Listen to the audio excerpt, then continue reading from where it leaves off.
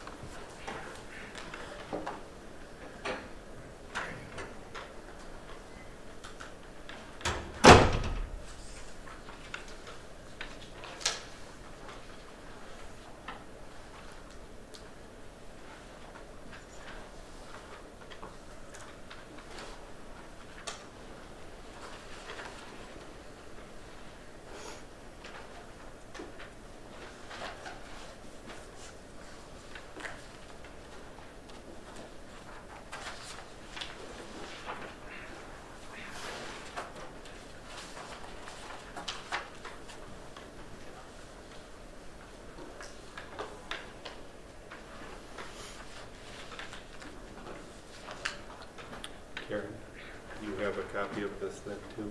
Yes. Here. All right. Thank you.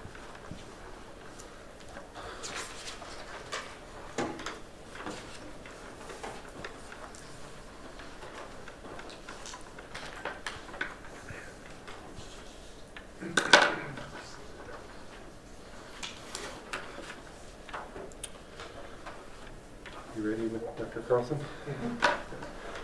Go ahead and call the meeting to order. Will we please rise for the Pledge of Allegiance? I pledge allegiance to the flag of the United States of America and to the republic for which it stands, one nation, under God, indivisible, with liberty and justice for all.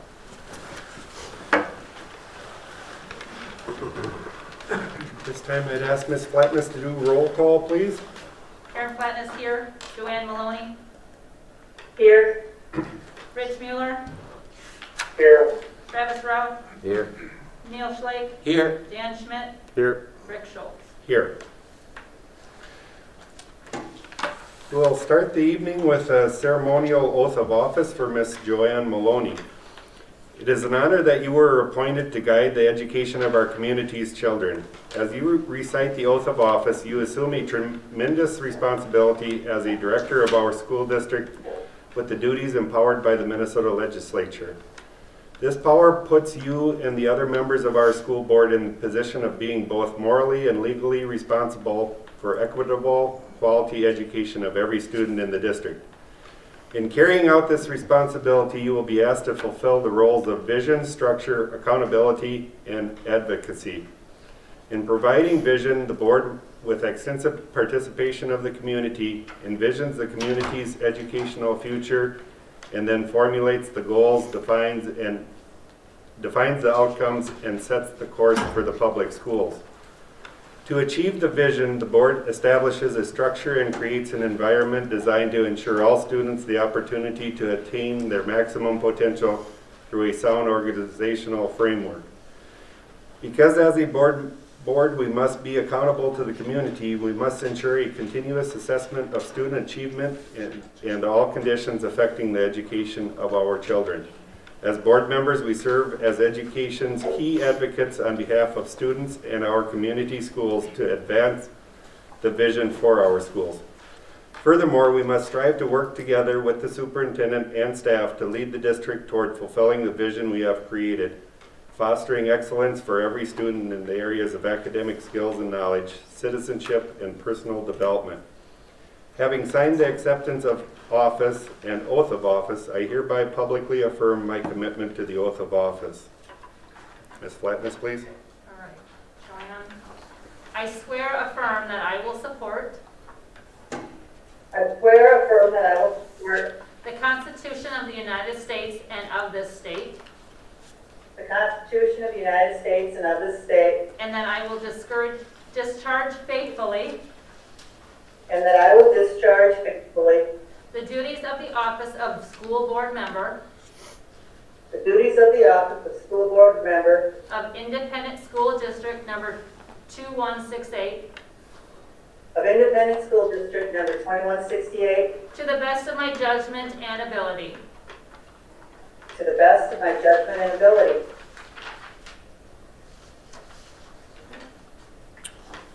Thank you, and congratulations, Joanne, and thank you for serving with us. We have an agenda. We have an agenda in front of us at this time. Are there any corrections or additions to that, Dr. Carlson? No. I would entertain a motion to approve. So moved. Second. Motion made by Mr. Schlake, seconded by Mr. Mueller to approve the agenda as presented. Ms. Flatness, please. Karen Flatness, aye. Joanne Maloney. Aye. Rich Mueller. Aye. Travis Rauch. Aye. Neil Schleich. Aye. Dan Schmidt. Aye. Rick Schultz. Aye. Motion carries. We are starting this evening with our 2019-20 audit report.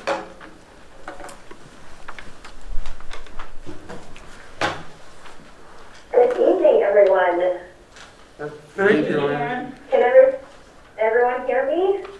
Yes, I welcome Aaron. And we're going to, Carla is here going to scroll the PowerPoint for you as you go through it. And so welcome, Aaron. And I think we're all set to go if you are. Yes, I'm all set. Yeah, thank you so much for having me tonight. My name is Erin Enstead. I am a manager here at Abdo Myers. And this is the first year doing the audit for this year, so it was fun to get to know everyone in the office. Obviously, it was very different circumstances than what we would normally like.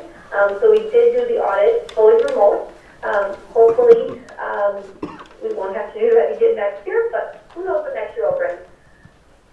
And thank you guys for being flexible and letting us do this remote. I see most of you guys are remote too. So, Carla, do you have the presentation up? Can everyone see the presentation? I do. I'm not seeing it on the screen. Yeah, so is she going to see it on the screen at all? Click at the top. Where's Oh, the okay. share this? Next, yeah, right there, right there. Okay, just a second. There we go. Okay. All right, perfect. So we can actually go to the next slide. Okay. Or- There we go. Okay, so on the results. So part of our job is to express an opinion on the financial statements and make sure they're free of any material misstatements. So part of that is we're doing sample testing. We don't test 100% of the transactions, but we do a sample testing to make sure they're free of material misstatements, so very large misstatements that would mislead any users of the financial statement. So you guys had an unmodified or clean opinion, so that is a good thing. And then another piece of the audit is also testing for legal compliance. So there are certain state statutes that the district is required to follow. Goes down to bidding and contracting, deposits, making sure that all of your cash is federally insured, looking at conflicts of interest, a variety of things, looking at payments, making sure payments are done on time, all that. So that's another piece of our audit as well.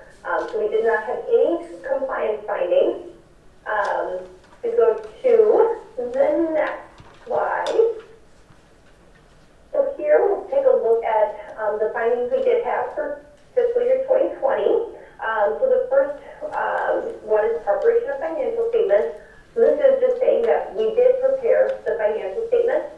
Ultimately, they are the district's financial statements. And Carla and Dr. Carlson did a very good job reviewing, and we met and went through them together. So we did prepare the financial statements. So that's the finding. And then limited segregation of duties. So this is just saying with a limited number of staff, you don't have the ideal controls in place. It doesn't mean that you don't have any controls in place. There's just not the ideal environment. So I always say that makes your job as board members even more important. You're that extra set of eyes looking over things as well with a limited number of staff.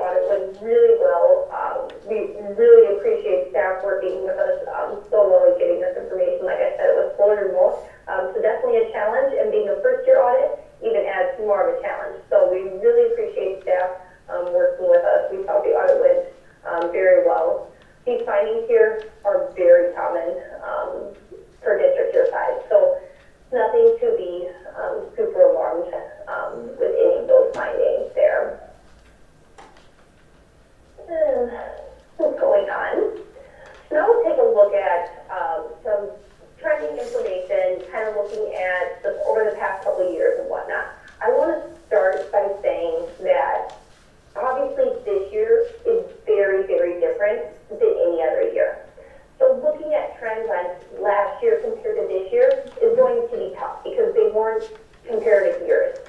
So just kind of keep that in mind when you're looking at these slides. Okay, so this is looking at your average daily membership and comparing it to your general fund expenses. So you can see, kind of look to see what's your ADM doing, your student population, over the last couple of years. It's been pretty steady, no major decline there. You can see the expenses per student is that green line, and there is that dip this year. Like I said, due to COVID and all that, not like any other year. So keep that in mind. There was a decrease in general fund expenses by about $400,000. So partly due to purchase services, special education salaries, site and building purchases from last year to this year. So like I said, just a different year, but it did decrease this year a little bit. Not quite as dramatically as what the graph looks to the scale, but it did decrease. Then on the next slide, so this is taking a look at your fund balance. So looking at red line is your budget. So what's your budget compared to your unassigned or available fund balance? So you can see the district's policy is at 22 to 28%. So you're right in line there, kind of at the top end of your policy. Pretty steady each year there. Then looking at your general fund budget to actual. This is looking, comparing your revenues, what did you budget to what actually came in. So you'll see that revenues were over budget by about $100,000. This is mostly related to state revenue. You'll see expenditures were almost right on there. Debt issued, this was capital leases. So this was bus, iPad, Chromebook leases. So there is an offsetting expense for that.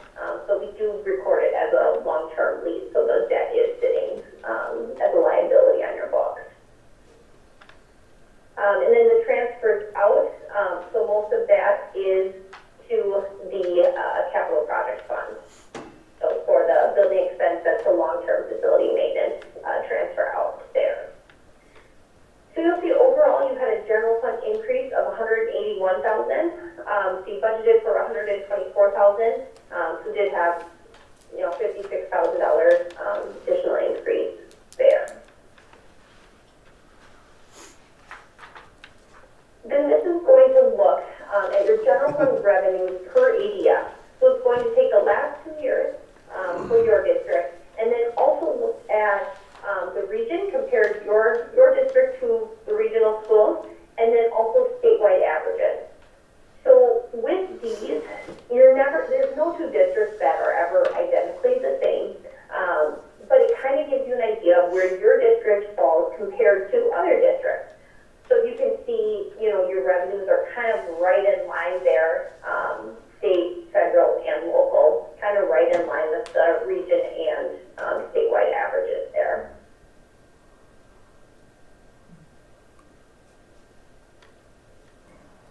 Then looking at your general fund expenses, so this graph is just kind of nice because it kind of gives you an idea of where your expenses are by department. So you can look administrative, district support, elementary and secondary, regular instruction. That's a bulk of your expenses there. But just kind of giving the breakdown for that.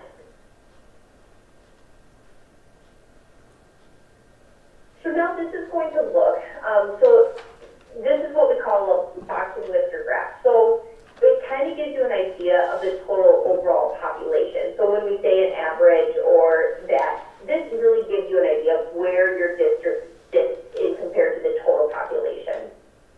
So you can see the statewide average is that green line, and then your district is the blue line. So that you're kind of following the trend of the school district, or of the statewide average, but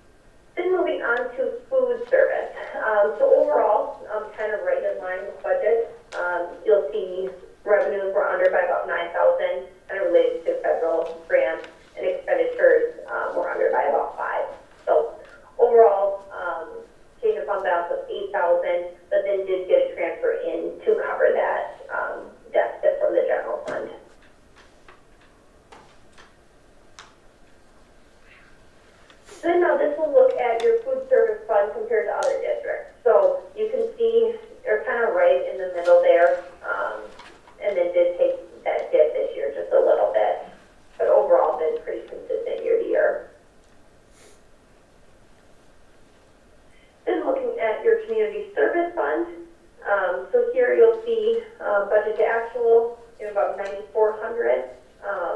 That related mostly to local revenue. And then expenditures over by about 4,600. So, did have a transfer in of 21,000 from the general fund there. So overall, positive change of 11,000 in the community service fund.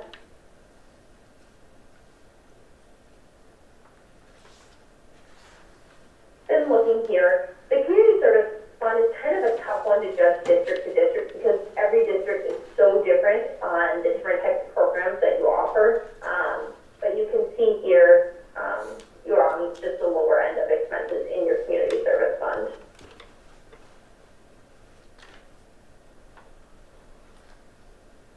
Now taking a look at your debt service payments. So this is helpful when looking for future capital needs and if you need to issue more bonds, whatever that may be. So kind of taking a look at what are your debt payments over the next 10 years.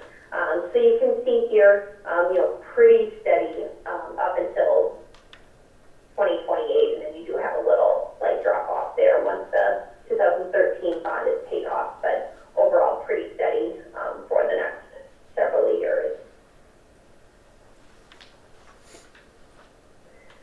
Then this is taking a look at your overall cash and investment balance. So if you can see, so 18, 19, obviously huge jump in 20. Most of this related to the bond that was issued for the building construction, and then it just hasn't fully been spent down. So that will be spent down next year, just hasn't. It was just a timing issue. So you can see the building construction, there's about 7.5 million. So there's a remaining 3,470,000. So an increase of about 470,000 during 2020.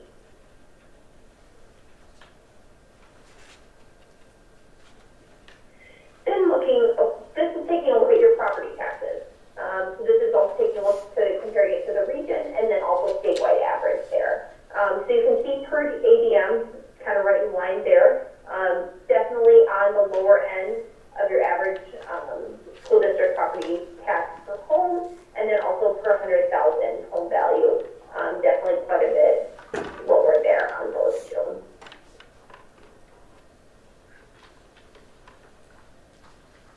So this is taking a look at your elementary and secondary regular instruction expenditures for ADM.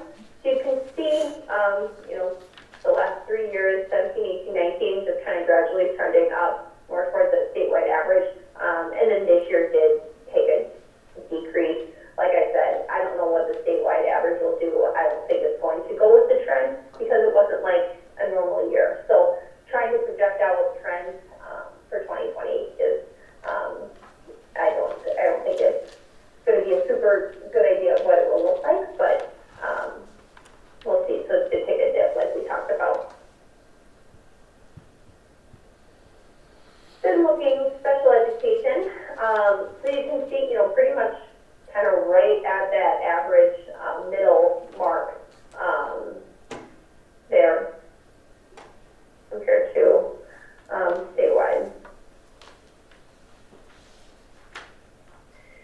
Does anyone have any questions or want to dig into anything further? I try to really keep a kind of high-level overview of things, but if anyone has any questions or want to dig into anything further, we can definitely do that at this time.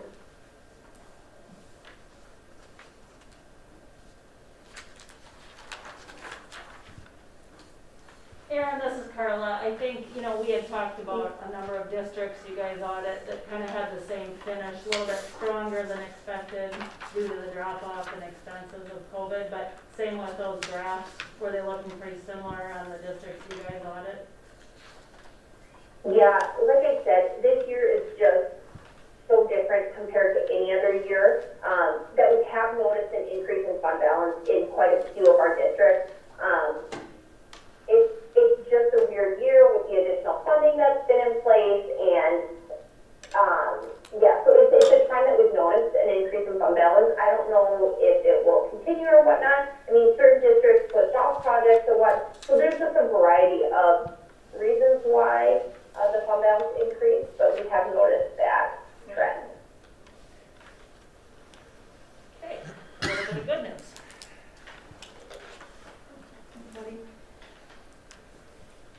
questions on the audit? Well, once again, thank you for joining us this evening, and appreciate the work you did for the school district, so thank you. Yeah. Yeah, thanks, Aaron. Thank you, So Aaron. great. All of our contact information is here on this last slide, so if you guys ever have questions, concerns, please don't hesitate to reach out to us. So,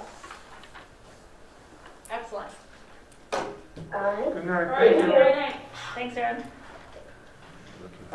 On the motion sheet, we did not have we do need a motion to accept the audit report as presented, and that did not make the printed motion sheet that board members have. So again, unless there's questions, there would be a request to have a motion to accept the audit report as presented. I'll make a motion to accept the audit report as presented. Second. Oh, second. Motion made by Mr. Rouse, seconded by Mr. Schmidt to approve the audit report as presented. Is there any further discussion? Ms. Flatness, please. Aaron Flatness, aye. Joanne Maloney. Aye. Rich Mueller. Aye. Travis Rauch. Aye. Neil Schleich. Aye. Dan Schmidt. Aye. Rick Schultz. Aye. Dr. Carlson, do we have any public comments this evening? No. That will move right into the report section, starting with Dr. Carlson, please. Thank you. I tell you, I don't have any additional comments on any of the written reports from myself or the principals. I know we're available for any questions that you might have that we could respond to, but if you haven't, I would encourage you to read through the reports that you have. So any questions, board members, on the administrative reports?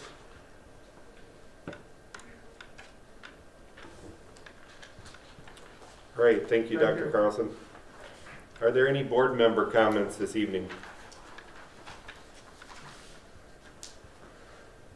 I would just like to take a moment and once again recognize the great pool of candidates we had that ran for our school board here. Congratulations to the winners, and thank you for being willing to step forward and serve. I've always said the easiest thing to do is sit back and be critical of decision making, but it takes a certain individual to be willing to step forward and offer their services. So I mean that sincerely when I say thank you all current and future board members for stepping up to the plate and serving. As we're aware, next monthly meeting will be December 21st here at the secondary. It will start with a truth and taxation meeting at 6 p.m. And then not too far down the road after that, we will have our organizational meeting on Monday, January 4th at 5:30 p.m. That takes us to the consent agenda items, and Dr. Carlson, would you introduce those, please? Yes, thank you. In your packet in the consent agenda, we're asking the board to consider approval of the meeting minutes from the October 19th regular meeting, and then also the emergency meeting from November 9th and the special meeting held on November 13th. You have board bills amounting to $1,344,784.76. We thank those as far as the following donations given from Jim and Sandra Finseth for skeleton for use in our health sciences. From our PTO, 2 donations, one in the amount of $3,161.85 to Bridges Intervention, and then also $3,161 to Level Readers. Families Wings at Work for a total of $8,500 going towards 2 portable AED machines, a treadmill for the high school fitness room, and benches for the elementary school. And United Way receiving $2,000 for the Angel Fund, which goes towards our assisting families paying any debts as far as in the lunch accounts.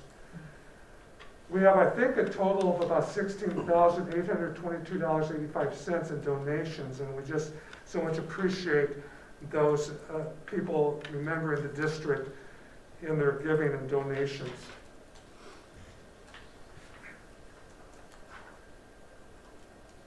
In your packet also you have, annually we have the Staff Development Committee works towards identifying an amount that by state statute, upon a vote by the Teachers Association, can return or waive a certain portion of the district's base revenue back to the district. And so in your board packet in consent, it has been approved to return up to $45,000 for this school year. And that represents about 0.75% of the basic revenue. We get a maximum or a requirement that there must be 2% set aside. And so we acknowledge this has been a trend in the past many years that our teachers have voted to return dollars back to the district. So we thank them. Under workforce, annually, by the teacher's contract master agreement, the board is asked to accept a seniority list that has been available throughout the month of October to our licensed staff, and we've asked them to sign initial acknowledging that the list is accurate. And so you have that part of the consent agenda. Then under statewide enrollment options, we have one student from another district choosing to attend NRHEG, and then six students who have recently moved to the district but choosing to remain in their current or their original district. Okay, I hope I have covered everything. Maybe I left out the wellness policy. Yeah, you had two letter Ds there, the wellness policy, the second reading there. Yes, thank you.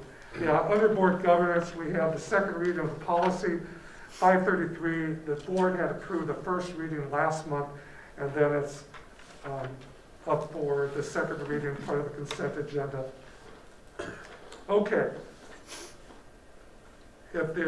Unless there are requests to pull an item out and consider approval on separately, we would be looking for a motion to accept the consent agenda as presented. I'll make a motion. I'll make a motion to accept as presented.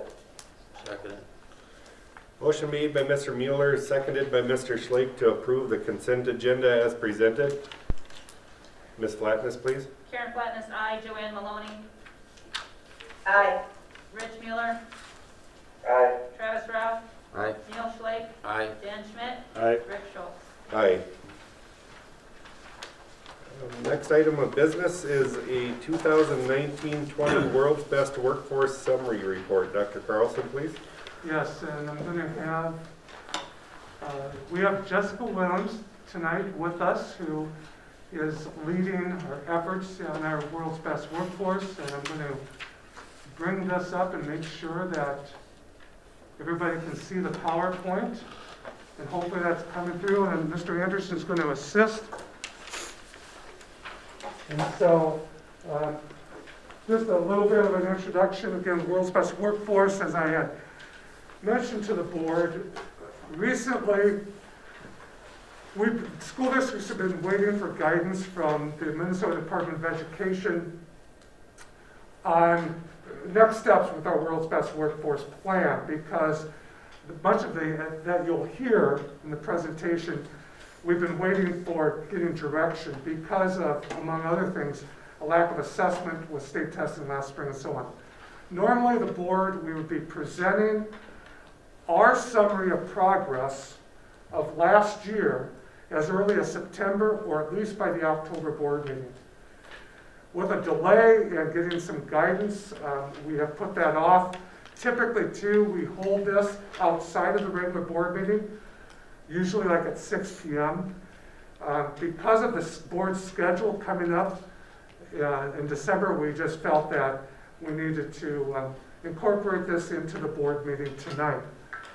So with that, thank you, Jessica, for being with us, and we will turn it over to you. All right, so you can go ahead and go to the next slide. So as you may know, we have 5 areas which we have focused for. They are laid out by the state of Minnesota. And so the goals that we are looking at are that all children are ready to start kindergarten, all 3rd grade students can read at grade level, all achievement gaps between students are closed, all students are ready for career and or post-secondary education, and that all students graduate from high school. So I'm just going to do a quick little rundown on each goal, what our goal was exactly, and then I'll just so in the area of kindergarten readiness, our goal was that by June 30th, 2020, all of our elementary school kindergartners that are readiness percentages would meet or exceed the Minnesota state average. And we did meet that goal.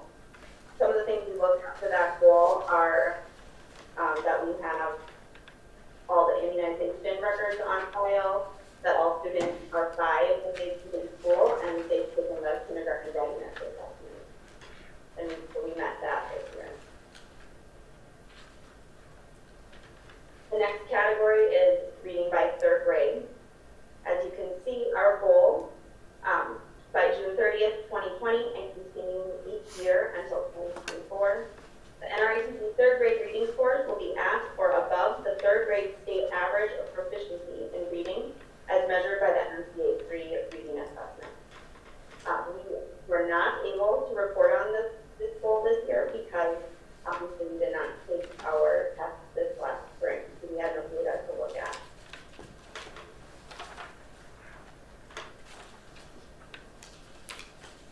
The same is going to go for this goal, holding the achievement gap. We are again unable to report on this due to the disruptions in the spring. However, our goal in elementary building was that by June of 2020, 80% of our elementary students would increase their reading proficiency by 1 grade's worth of growth based on the Fonda-Simpson reading level. We also did not have spring data from Fonda-Simpson due to COVID, so that's why we couldn't report for elementary either. And then secondary building, as a school, reduced the number of feeling grades by 25%.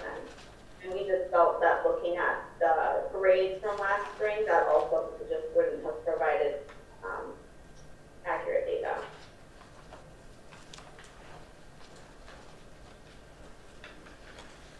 In the category of college and career readiness, our goal was that by June 2024, the number of 12th grade students that have completed the Minnesota Career Continuing Systems activity would have increased from 0% in 2019 to 100%.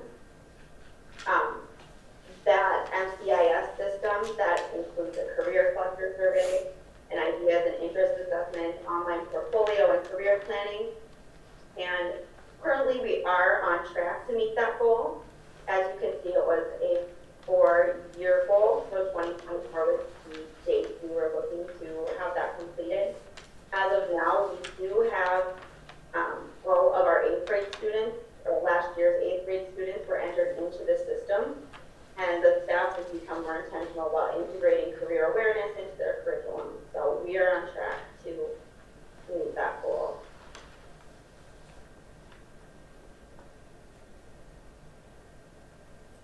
And it looks like one of the slides is missing from the one you have here.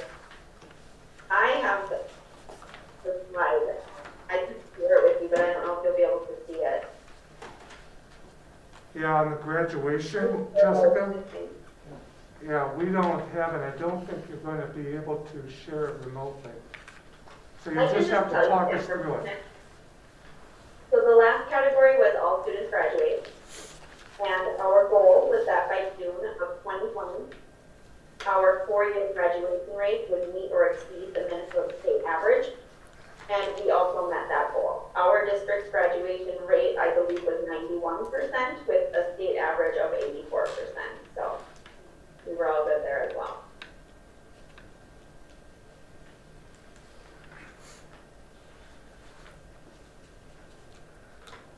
Well, I don't know, does anyone want to add to any of those categories? Nope, you did just fine, thank you. well, thank you, Jessica. Does the board have questions? I think that, yeah, this has been very unique and as Jessica was saying, very challenging, getting, really looking at our plan from last year and the interruption that has caused. This does not mean that we have not continued to move forward in our, goal setting and continuous improvement and our assessments and so on. But this plan was built so much reliance on some of those statewide tests and assessments. So, where do we go from here? What happens now is we actually complete the MDE state report and we submit that, I think by early December, coming up. And then that takes care of 2019-2020. We are also in the process of developing this year's plan. And you'll have that presented at the December school board meeting. And we'll save and talk more about that at that time. I think we're continuing working in each building on those assessments and metrics and performance metrics and so on.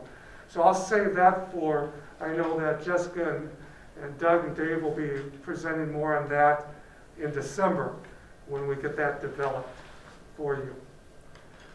So there is no action on this tonight. It's a report presented. Any last questions from the board for any of us? I have a question. Now that we don't have these numbers, where do you set goals for that? I mean, if you didn't get things completed because of last spring's stuff, how do you set goals for this year? Or doesn't that have a large merit on? I think, at the elementary, I think we're looking more at our formative data. We're looking more at the Fountas and Pinnell reading levels that we give, in the fall, and we'll give again in January, and then hopefully we'll give again in May. So we're not relying so much on the MCA assessments. We're relying on other assessments that we have available to us, which we feel are just as good in predicting success in areas of strength and weakness. We'll be able to use, some of the information that we have at the secondary level. We will have some challenges with the achievement gap piece, but I guess we'll keep hammering it out and give the best plan we can. Part of that achievement gap too also doesn't include math, and at the elementary right now we're in transition between two programs, so we're looking at a way of being able to effectively measure that as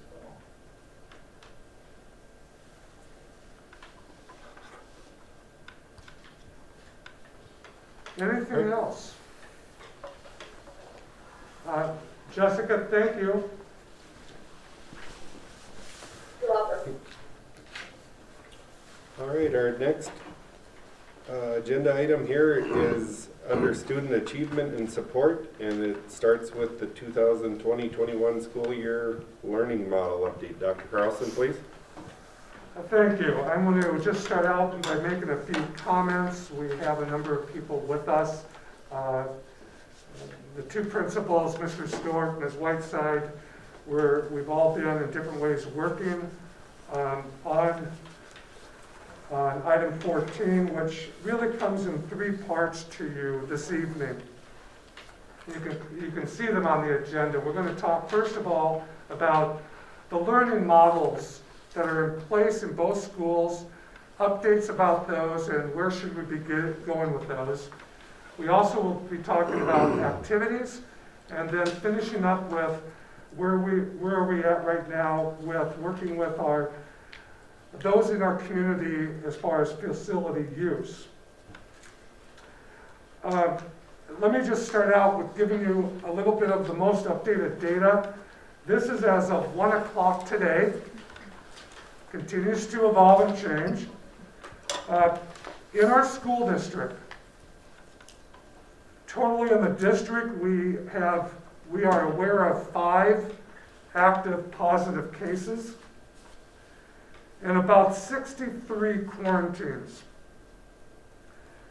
I will share with you how those break down to the school buildings. In the elementary school, right now, we are not aware of any positive active cases, so 0. We, again, as of 1 o'clock today, we are aware and counted about 29 quarantines in the elementary school. In the secondary school, we are aware of presently 5 active positive cases and measuring around about 34 quarantines.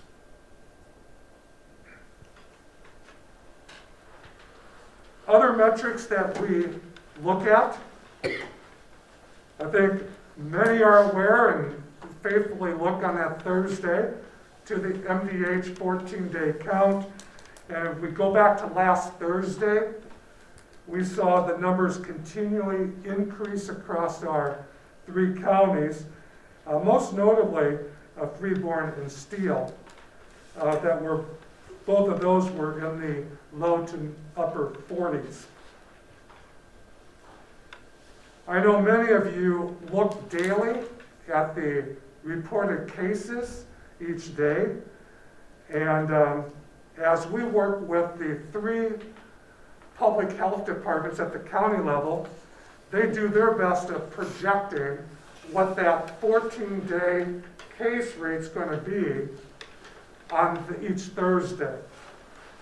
And right now, for this week, this Thursday on the 19th,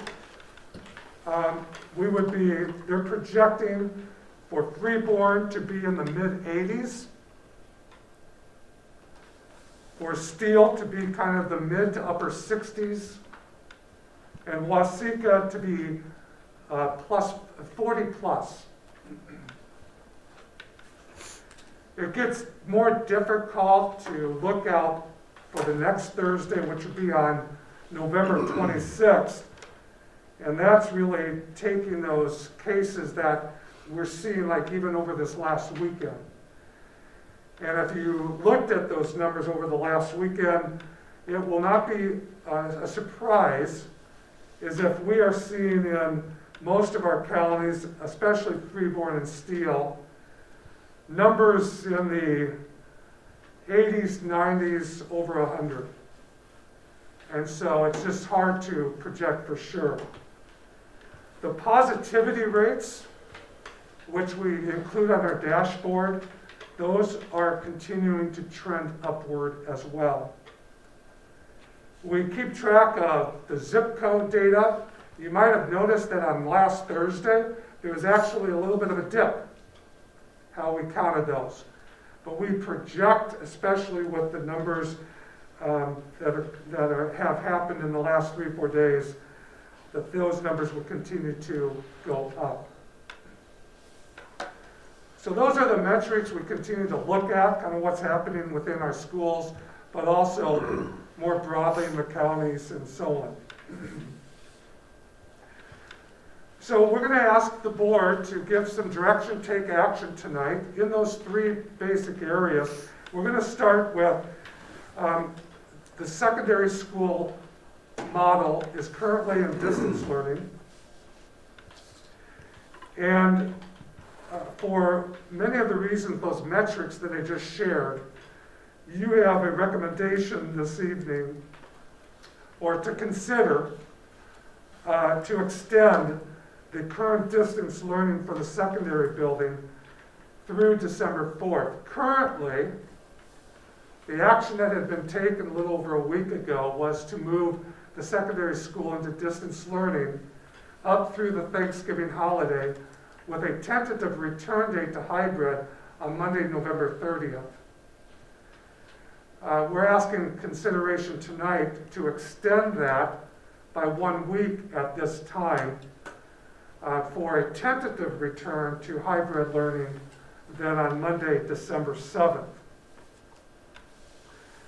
So I don't know if we want to kind of go through and talk about the elementary status, or if we want to go kind of each item by item and consider some action, Mr. Schultz? I think it would be helpful if we kind of address this as we go through, if you're comfortable with this as far as other board members, just so we don't kind of lose our place and complicate our thought process on this. I appreciate the way you divided this out, Dr. Carlson, for consideration here, but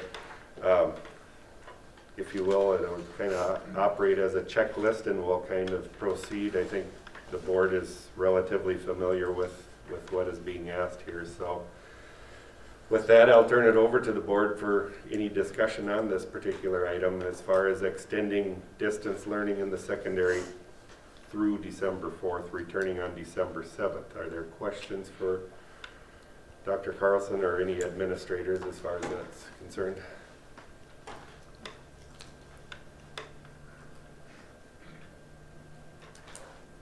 Dr. Carlson, this is Rich. Yes. What's the possibility of having the distance learning extended past that December 7th date?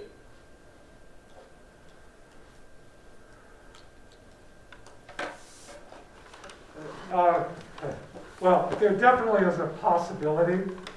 I just right now, I cannot predict the likelihood of that. Quite frankly, well, the numbers that we are seeing in the last few days, including today, just remember those will show up 2 weeks down the road on those Thursday publications. And so, you know, it's where might we be on Thursday, December 3rd? You know, that's kind of what I'm suggesting, that if the numbers are such, we're going to be extremely high on those countywide numbers. The wild card in all of this, too, though, is one of those primary metrics is how are we doing in our buildings and our ability to staff. And I guess I will continue maybe to separate a little bit the ability to staff from the other metrics, the number of positive cases in our school and so on. I think the ability to staff, that could happen at any time. And I believe we've had a practice that that can happen very quickly, and that decision needs to be able to be made literally, possibly overnight. So, Mr. Mueller, I think that it's difficult right now to predict the one metric of where we'll be as a school district within our school buildings, which has been, since the start of the school year, a primary lead metric that we look at. I think that from a state perspective and a county perspective, there's no question that the numbers have increased significantly. And I think that as a school district, to be looking beyond just the school building and out into our communities is something that the board will need to continue to consider as well. I know I'm not answering your question as far as how likely, I just don't know that, but there certainly is a possibility. I think that you will start, if we haven't already, see some school districts, not only throughout the state, but even closer to us I know we're all having conversations right now about that very question. And whether or not that will be extended through the winter break and into January, certainly a possibility.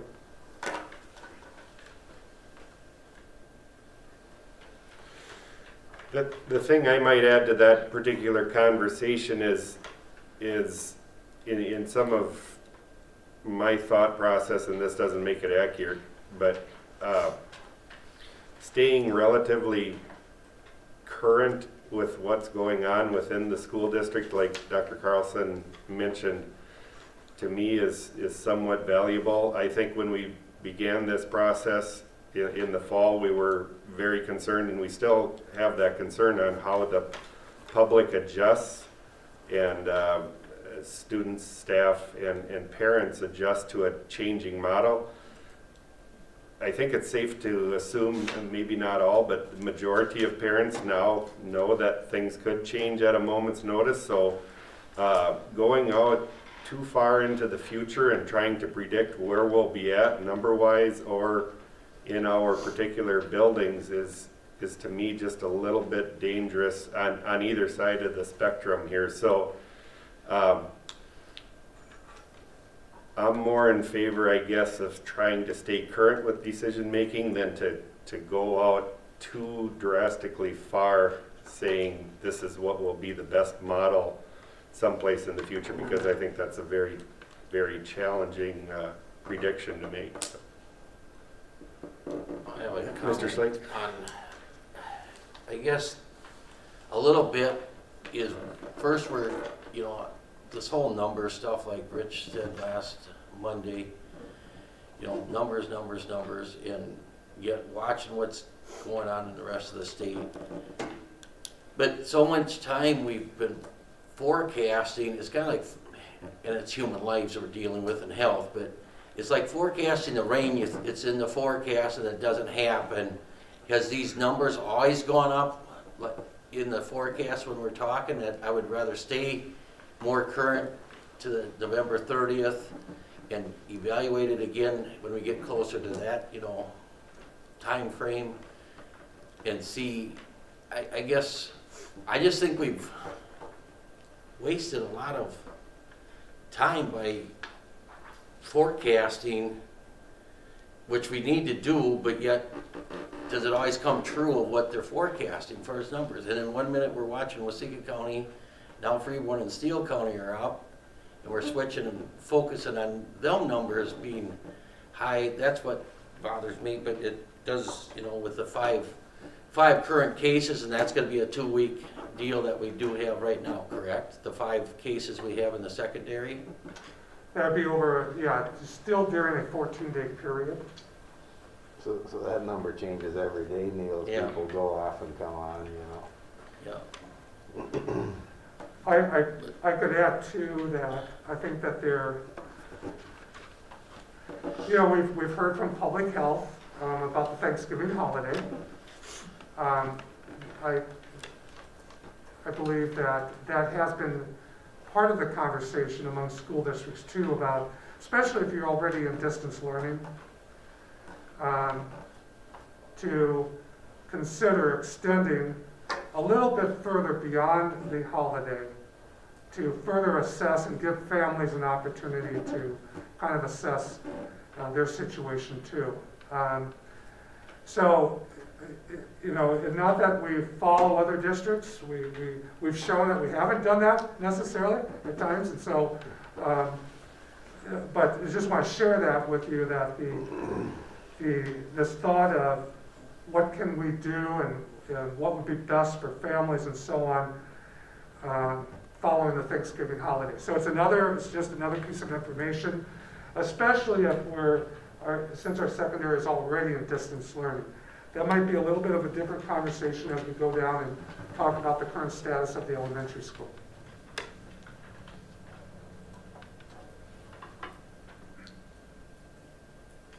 Yeah, so the December 4th, would that be like 10 days after the Thanksgiving? Be 1 week. A little more than a week. Well, it's actually 10 10 days. calendar days. Yeah. When you celebrate Thanksgiving on Thursday, Yeah. it becomes 10 days. I wouldn't even be adverse to going further than 10 days. You know, if everybody didn't gather with extended family on Thanksgiving, we could probably be in better shape.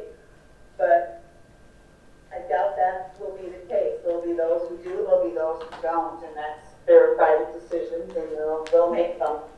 I just want to point out, it's not just 2 counties out of 3. It's our school districts. If you look at those zip codes, you look at those zip code analysis and you crunch the numbers as if they were county numbers, only using our school district population, you're coming up with numbers, case rates of 71 for November 5th and 83 for November 12th. Those are exceedingly high numbers. It doesn't take a great number of cases in a school district that is as low population as ours to generate that kind of a case number. And so I just wanted to kind of get that out there. I really would encourage the board to consider at least the 10 days, if not a few days more. It's like 5 days I got symptoms.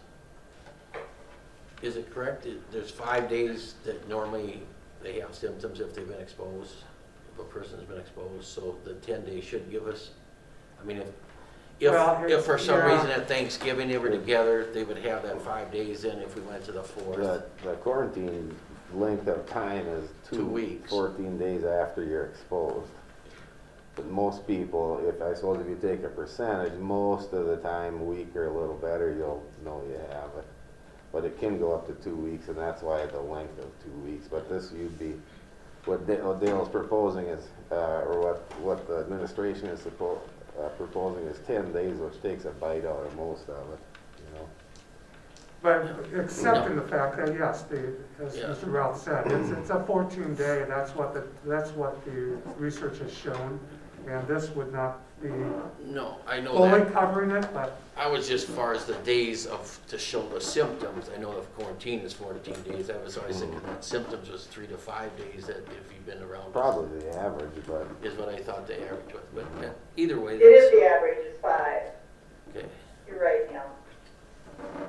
That's the first time I'm going to hear that. You're right. You're right to throw it out. All right, thank you. I just wanted to.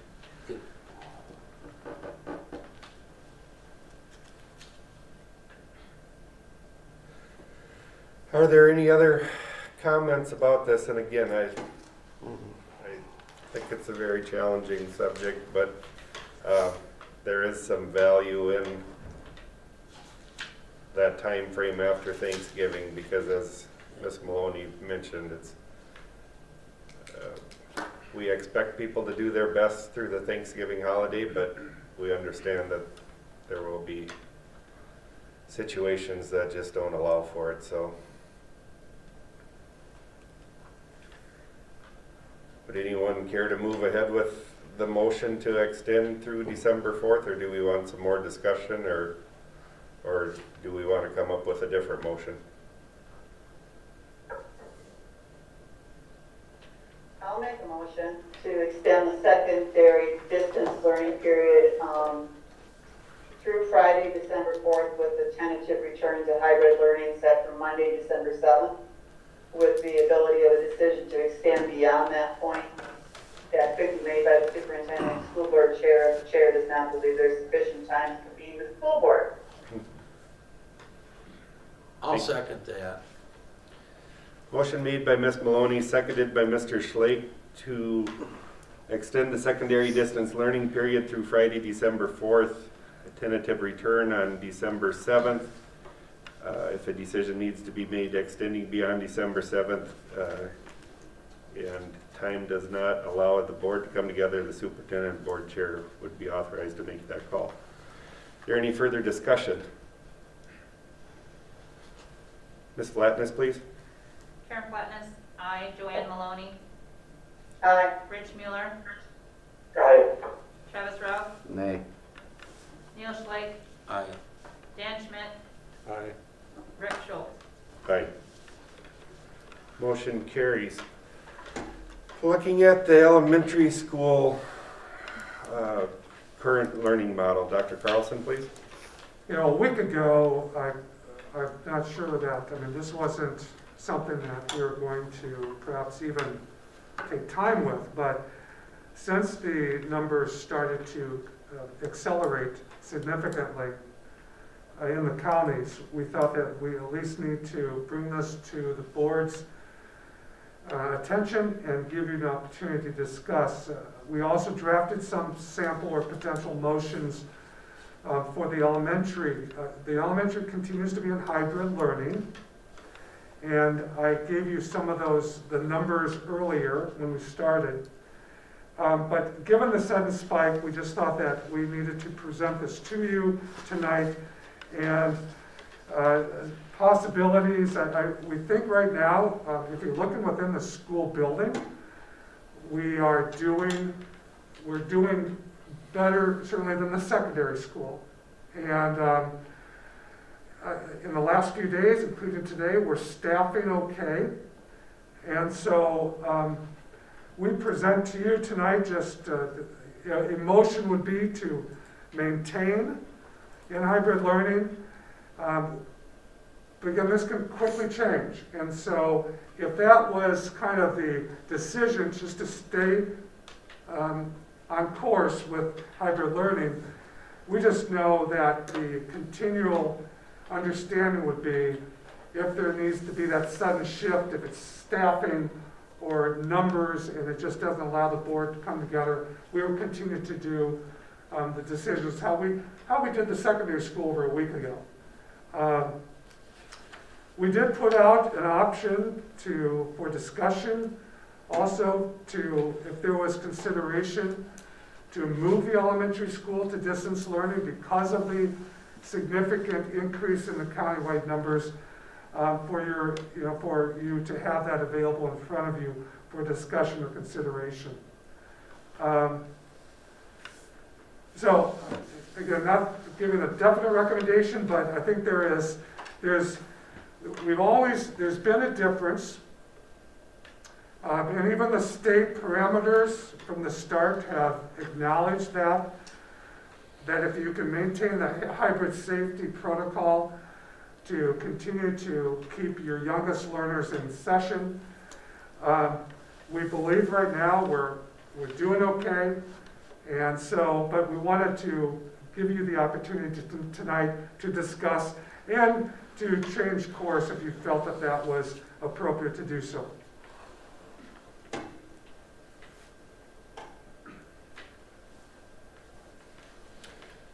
I feel very strongly of leaving it in the hybrid, hopefully through after this Thanksgiving and see what happens. I mean, if we can at least get through Thanksgiving and evaluate it after Thanksgiving. I don't want to punish, everybody needs school. These little guys, little kids need it greatly. I mean, they're just not getting a whole lot. No offense, I know we're trying hard with the online, but they need that face-to-face confrontation, and with the activities going, at least some kids have that for them, and I just don't want to take this away from these young kids. So I just assume see it stay in the hybrid. Along the lines of what Neil said, barring the only caveat I'll put to that, Neil, is I think we can get into have difficulty with staffing. I think it's going to be your main concern, I suppose. And but barring staffing, we're sitting there with 0 COVID cases and some quarantines. I guess I can't go over 100%, Neil, but I'll follow along with you, and I'm 100% against changing it when we have 0 cases and some quarantines, with the caveat that as long as we can properly staff the school. Yeah. Right. Yep. Wow, yeah. Because that's, And I guess what I would add to that, or what I would like a little direction on too, as stated in here, in the event of that staffing issue or whatever that issue might be, I again applaud the board here for coming together at a moment's notice, or at least being accessible, but I guess I want your feel for, in the event that one of those situations present itself, are you comfortable in coming together? I mean, do you want to go more toward that emergency meeting type scenario in the event something like that does come, or are you comfortable with that decision-making process between? I think if Mr. Anderson tells you that he can't staff the school, I don't know why we got to meet. Okay, well, and we've given you guys that authority. right. if you guys are comfortable with that, but I want In my to opinion. give you that option so that you're under. Thank you for clarifying. I mean, like you say, at this point, we have no cases. Right. Able to staff, as long as that's able to go, I just soon keep running that course. Right. Mr. Schultz, may I ask for further Yes, clarification? absolutely. Yep. As we know, cases can change rapidly, within 24 or 48 hours. Is that a situation, if we are working with our regional support team, and which we are in close contact with and so on, would that be the reason that you would want to hold an emergency meeting if it wasn't staffing as much as numbers? Personally, I'm willing to meet anytime, so I guess if you're having a question, I'll meet anytime. Staffing is kind of a, Overnight type Yeah, that's gotta decision-making yeah. thing. be their, that call. but I, immediately. personally, I'm willing to meet I think, anytime. I am too. So if it's a case number issue, we'd like to come together as a board. If it's a staffing issue, the administration can call that pretty comfortably, is what I'm kind of hearing from them. Just so we have a accurate view of where we want to be there. I'll make a motion, we stay in hybrid as long as we can, and administration gets the decision. If it's staffing issues, an emergency meeting gets called. If it's a case, Do we need a motion? Or do we just leave it? Yeah, the way it is? there is a motion here Oh, to maintain, so then we've addressed it, and it's kind of off of our checklist here. I'll if that's- second it. sorry. if you need Okay. that. All right, so we have Mr. Schlake with a motion to maintain elementary school in the hybrid learning model. In the event that a staffing issue is the concern, the board chair and superintendent can adjust that learning model. If it is a case issue of positive cases, then we would call an emergency board meeting to make those moves. That was seconded by Mr. Schmidt. Is there any further discussion on that?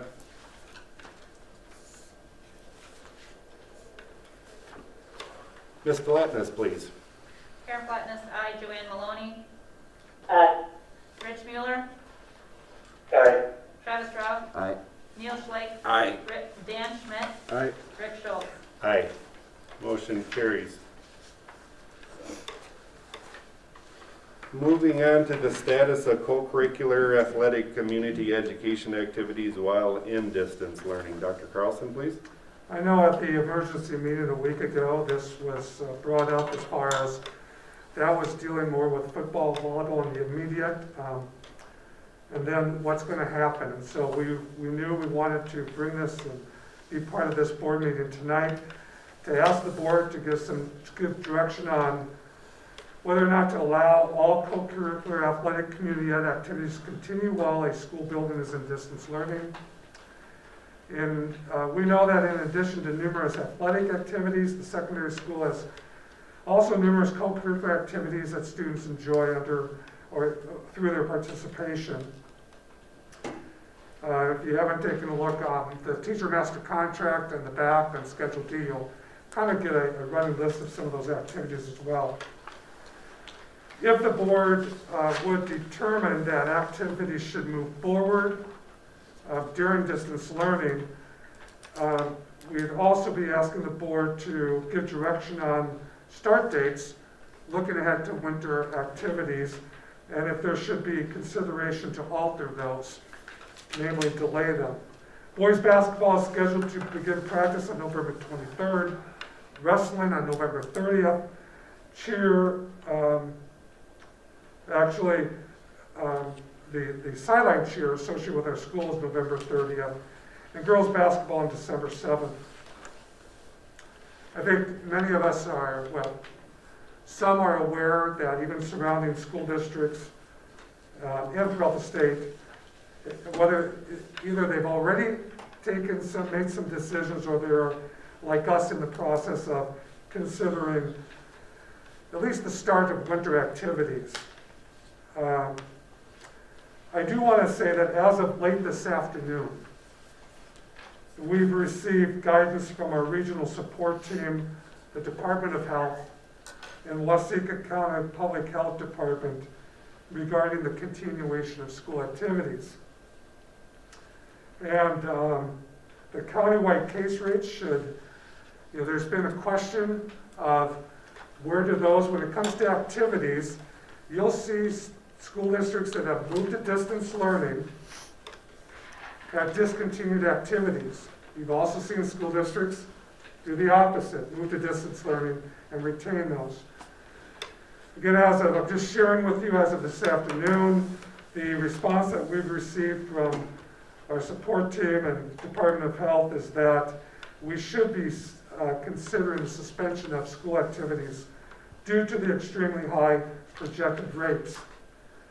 More of their communication is that awareness that there's a growing number of activities throughout the state that are having outbreaks, and that there's a high level of transmission. And this move for any school district is simply an additional layer of mitigation.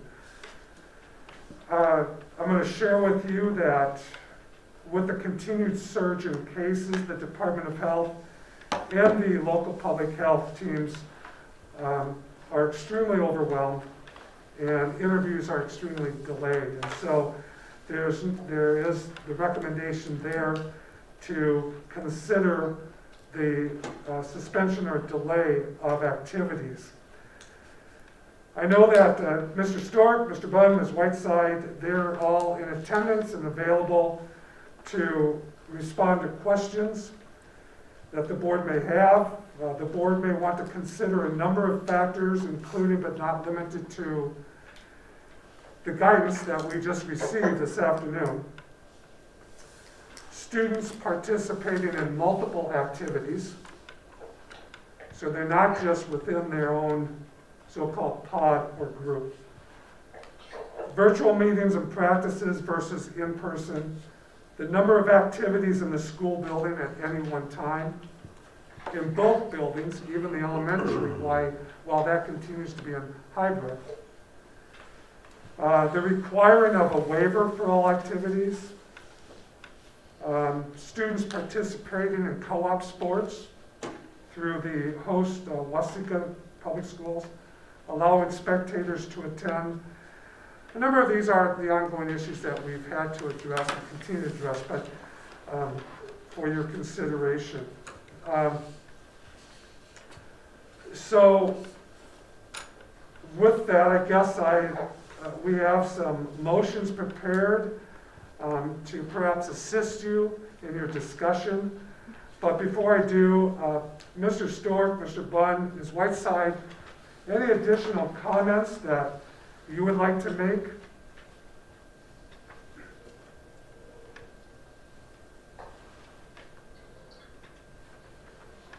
I guess I would just like to say, this is Dan Stork, Activities Director.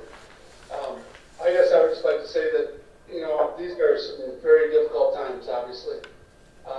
We try to, myself, I meet with Gopher Conference ADs quite a bit, as well as region ADs, and today we had a spreadsheet going around throughout the whole state of Minnesota. It's all over across the board what other schools are doing. We are, a lot of schools are finishing out this fall season. A lot of schools are not. And most of the schools that are not are because either they went to distance learning because of numbers and they elected to postpone or to cancel their fall season, or they have current COVID cases that they're dealing with that prevent them from participating. A number of schools also have discussed pushing back the start date for winter sports. Some of them have elected to push it back as far as January 4th. Some of them have elected to early December, and some have elected to start on time with the dates that the Minnesota State actually presented us. However, that there's an easy decision here. I think it's extremely difficult. I guess I'll try to answer any questions you might have for me, but it's a tough situation to be in. As Mr. Stork kind of alluded to, there continues to be conversations.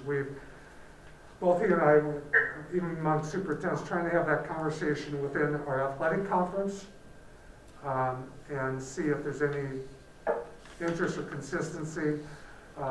there continues to be that conversation. But as we sit here tonight, we don't have anything to share with the board as far as any kind of one direction or that the athletic conference would be jointly coming together and making a recommendation of the various school boards. We have no reason to, it would just be pure speculation. If anything in the coming days would be determined at the state level or high school league level. If that would occur, then that might, regardless of what action is taken tonight, that might void whatever decision is made, depending on what that decision is made at the state level. For your consideration, we listed some possible motions. Complete the fall season, delay the start of the winter season activities and all other school activities until further notice. Cancel the fall season immediately and delay the start of the winter season activities and all other activities until further notice. Complete the fall season and allow the winter season activities and all other activities to continue as scheduled. And I think along with that I would suggest that the assumption is made that we're treating then each activity more by a case-by-case basis. So, just in our work, that's, I think I just have to emphasize again what the direction has been through the public health officials that we've been working with. So, anyway, questions, and again, Dave, Dan, and Macy are available, and we'll do our best to respond to questions you have. Say, Mr. Stork, this is Neil Schlake.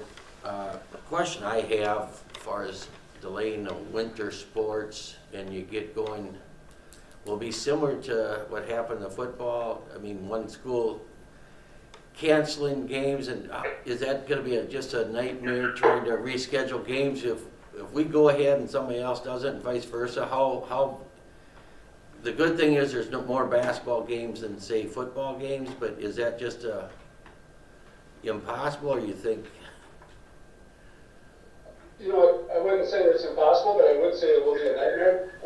Yeah. It's, you know, we typically are using the schedules that we built a year ago. Now this year we're starting over from scratch, and you know, I know Mr. Bunn has alluded to this. We're kind of building the airplane as we're flying here, but it's you know, it's been a challenge. Whatever decision is made, whatever we need to do, we're going to do the best we can to make it work. You know, last week losing that ball game on Thursday night, our homecoming game, was tough. I mean, I spent countless hours trying to find another team to play all the way from Walker, Minnesota to Caledonia to wherever else we could find a team looking for a game. We just couldn't come up with anybody willing to play us. I can't guarantee anything as far as games, but you know, in terms of the schedule, if we delayed the start of the season, obviously that would probably push some games back, and we would have to do some moving around there. But it's not impossible, but it's not easy. Let me ask you, I guess I could look at, because I'm assuming there's some, with stuff starting in end of November, there's some games scheduled in early December then too? Yeah, our first boys basketball game would be December 4th.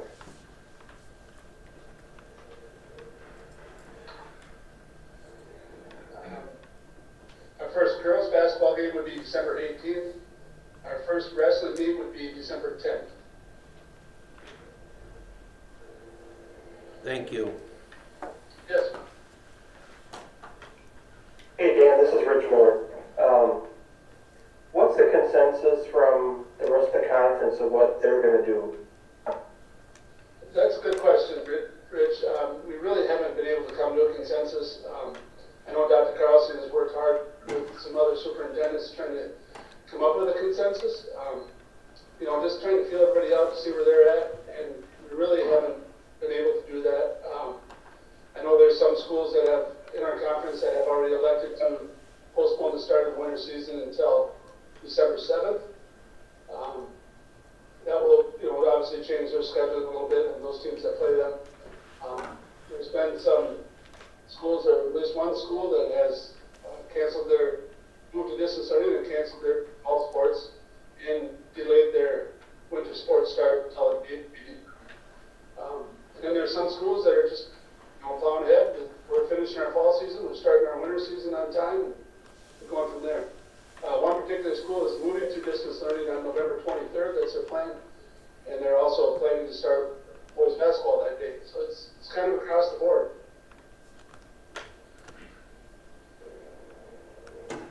I alluded to earlier in the comments about not just our athletic activities, but all our activities. And in our conversations, we've had a difficult time saying that it would be okay to run this activity and this activity, but not these activities. And we take the approach as a school district that if you're participating for that student, being able to participate in this activity, we should assume it's as important to that student to do that as this student participating in another activity. And so, and that's a wonderful thing, and we're just grateful that we have all these opportunities. The challenge right now is we have a building that's under distance learning.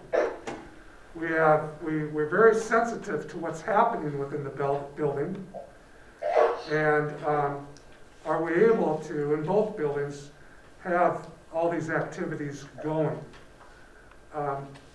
Administratively, in our team, we're not looking to pick and choose what activity can go and what activity can't go, just by name of the activity, if that makes sense. And because we have a lot of wonderful opportunities for our students, and we just don't know how we would do that unless clearly one activity is at such a higher risk than another.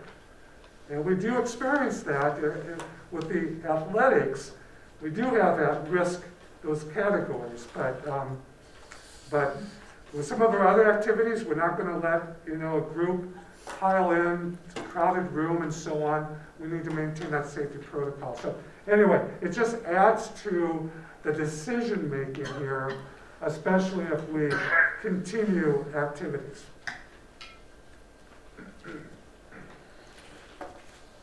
Well, I feel to go back on our last Monday's meeting of not allowing the fall sports to finish their season would be kind of a step backward from a standpoint of not knowing at all where they're at. I think we kind of committed to that. Of course, some case numbers have changed. I'm not sure they've changed drastically within our school building to go back and say we need to address that. But with that in mind, I think the bigger question is, what do we allow as far as startup for a winter season here? And I do struggle with starting winter sports when we are in a distant learning mode where they're not in the classroom. But again, that's strictly my opinion, but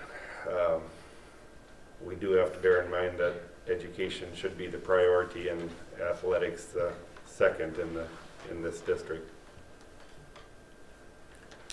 I thought we'd be all fresh and airy and healthy by December, whatever. Isn't that the program? Isn't that the goal? Right? No, and again, I think we have to be cautious again, like I said earlier in the meeting, of saying no too far out too, because if we get healthy and what was the term, airy? Just trying to keep it light. Right. I think every one of us is on the same page of bring them back as soon as we possibly can. But that's the trick. But I think the other Can trick I is, back for a minute? Absolutely. Again, I agree with Rick in that, with the decision that we made last week, to continue on with the fall sports, I think at this point in time it would be really, really difficult to change that decision. We're geared up for a playoff football game tomorrow night, and another volleyball game tomorrow night. I think at this time it would be really tough to pull that in at the same time. Yeah. You know, obviously we had some cases in our athletic programs, and those cases have somewhat mitigated. Kids that are able to come back and participate, we feel like we have, you know, the full enough team to do so. We think that we can take the measures to do so safely and kind of at least get through these next week or two here. Volleyball season, they would have a regular season game tomorrow night, one Friday night. The final regular season game would be Monday night. The game on Tuesday was canceled. And then they would start their playoffs on December 3rd.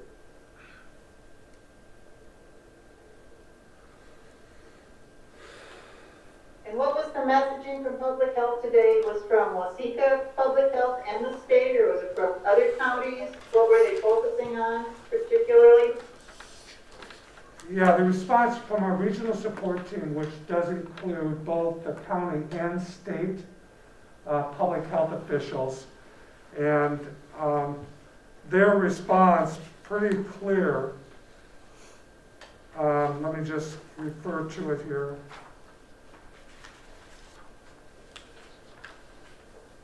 The countywide case rates should override the in-school metrics and point to suspending after-school activities due to the extremely high projected rates. And they then cite some of the projections which I had already shared with you earlier. And they just went into kind of what they feel is happening among athletics throughout the state, and just a increase in concern, and also, and this might apply to a school going to distance learning. Right now, the message is that they are becoming very overwhelmed to continue the contact tracing and interviews and so on. And so this is just one of the many mitigation efforts that, and I'm kind of looking and reading off of what they sent us, additional layer of mitigation as part of their recommendation. So Ms. Maloney, I don't know if that answers your question. No, it does. It does. Did it happen to come in about an hour after the governor's phone call press conference today? He spoke at 2. Yeah. There were more than just hints today in that press conference that there's going to be more guidelines coming out on this very issue. This came in after 2 o'clock, this email, but I can't say when the responses were actually formulated and put together and sent to us. Okay, sure. Oh, my heart breaks for these kids. At the same time, I'm looking at these huge numbers. I mean, we're seeing daily numbers that we wouldn't have seen for a week's worth of cases, not more than a couple weeks back. It's frightening.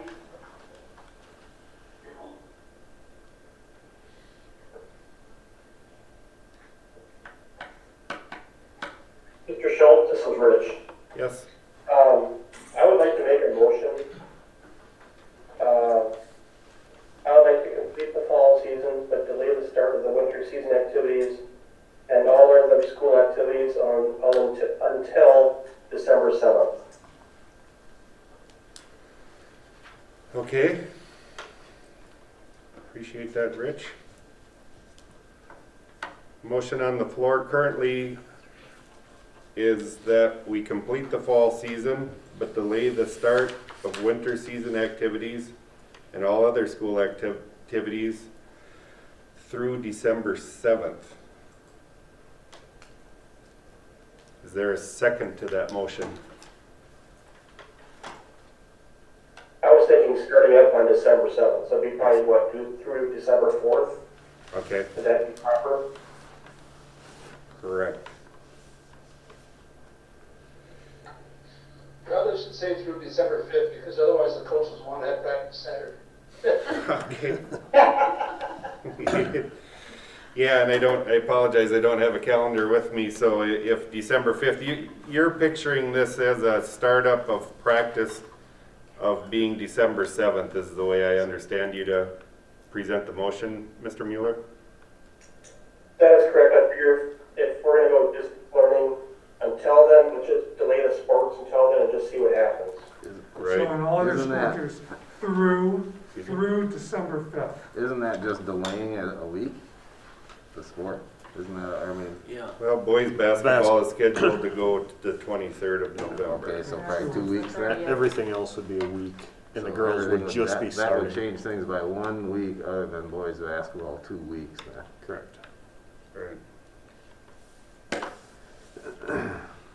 And the girls will just be starting that day anyway. I just don't know what that does. What does that do? Well, It's a week. it stays consistent with our When we distance start- learning. So when we start school up again, I suppose. Is what you can say is. Yeah. I view it as just nice to get past that Thanksgiving thing, I guess, is what my Right. big, that 5 days after Thanksgiving to see Right, how bad. right. That's what my thought was. Let's get past Thanksgiving and then just see what happens.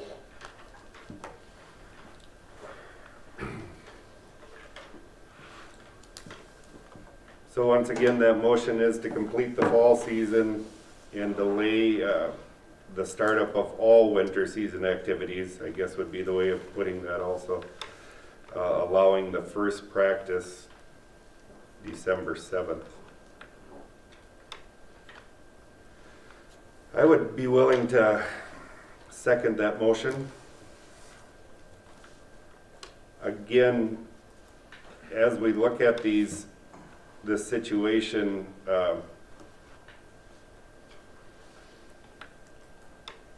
all of this is subject to the future, the next 2-3 weeks. I guess, again, I had a community member approach me today stating the fact that how are we allowing activities to continue? And again, we've been down this road. I don't mean to beat the drum continually, but there is some value in this motion being consistent with what we're hoping to bring back in the education process too. And again, no right or wrong answers to any of this. The right answer would be everything start back up and have no concern of health issues Always here. go away. Right, that would be the answer to everything here, but Yeah. again, we know what the motion is by Mr. Mueller. It was seconded by Mr. Schultz to complete the fall season, delay the start of winter activities on December 7th. And I'll call for more discussion before we do a roll call vote. Is there any further discussion? As much as I'm a firm believer in all these activities, they're wonderful opportunities, and it's great to have kids in activities when they can't be in school because they have nothing else to do.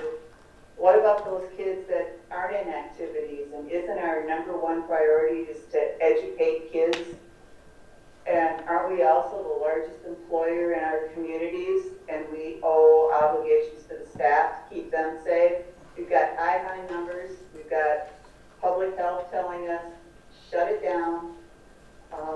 And we also owe certain obligations and thoughtfulness to the ordinary citizens that don't have students in the school, that may be older and not living in a isolated situation, that are out and about just in order to do their daily living needs. There's just so many competing interests here, and I just want to keep those in mind. Thank you. Any further discussion? Ms. Flatness, a roll call vote, please. Karen Platnus, aye. Joanne Maloney, Nay? Rich Mueller, Aye. Travis Rao, Nay. Neil Schleich, Aye. Dan Schmidt, Motion was for the 7th, correct? Correct. Nay. Rick Schultz, Aye. Motion carries. We will be finishing the fall season, and we will delay the start of winter activities beginning on December 7th. Thank you again to everyone on that discussion. It's a tremendous decision, but bear in mind that these things are subject to change, and we will be monitoring all of the current situations within the building and throughout our area here to make quality decisions and keep people safe in a balance of the entire system here. So thank you again. This moves us into do you want to talk, Dr. Carlson, about the use of school facilities, Sure. please? The district has been receiving requests from organizations, including youth sport organizations, to use our school buildings for practices, competitions, and other events. Like this has been a long tradition, and which we welcome the opportunity to partner with community organizations, beginning with those involved in our students and allowing use of district facilities. But like with everything else we've talked about tonight, we're just trying to assess where we're at as a school district and school community to allow organizations to come in. And I would have to say, you know, our youth organizations, they are our students. I have to believe for the most part, and yet they're, you know, it's just a different group of students together versus throughout the school day. If we're talking about elementary versus middle school and so on. I want to thank most notably Ms. Whiteside, who has been working and leading and trying to put together an agreement, tweaking our current facility agreement to really try to specifically address the COVID impact on this. And I know that our two principals and Mr. Stork have been part of that work as well. I don't know, we don't want to make assumptions, but because of the decision that was just made as far as delaying activities until perhaps start up on December 7th, if that impacts this, but we put together some possible motions, mainly not to allow any facility use by non-school district sponsored organizations until further notice, or simply to allow, and we apply our agreement that we have in place. So, before I let the board have questions or discussion, Ms. Whiteside, Mr. Anderson, Mr. Bond, Mr. Stork, any additional comments regarding this issue?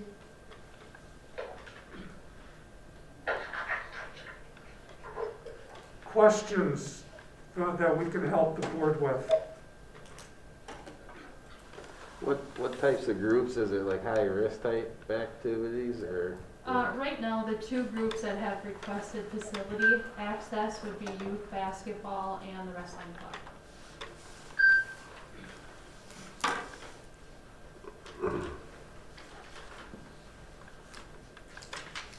There's been a lot of work on this, and you know, number of those variables. What impact does it have to our school buildings? What impact does it have? Because those groups share, not the same time, but the same space as our activities for the older kids in the building. And so I know that this group that I've named been working on trying to work through that and the impact and so on that it might have. And we know too that if one community group wants to use a facility, you know, we pretty much then believe that we need to, if we can accommodate it, make our facilities open to anyone, if we can schedule that. So we feel it's a little bit like if allowing some of the athletics, we need to, our mind was allow all the activities. A little bit like this too, if we allow certain groups to come in, we feel we need to consider at least allowing facility use for other community groups if they can satisfy our criteria. My biggest concern is, okay, we have 0 cases right now in the elementary, and yeah, could possibly have older siblings at home that they are. So, say the high school sports are going on, and then you're bringing in youth besides, and I'm gonna use wrestling mats, for example. Are they gonna get clean enough, or is that gonna be, I don't know. I mean, all of a sudden you're bringing, unless they did that I'd be more receptive to seeing it done in the Allendale gyms to keep buildings separate, and, you know, far as, maybe I'm all wet on that, but I just, it's just what's going through my mind far as.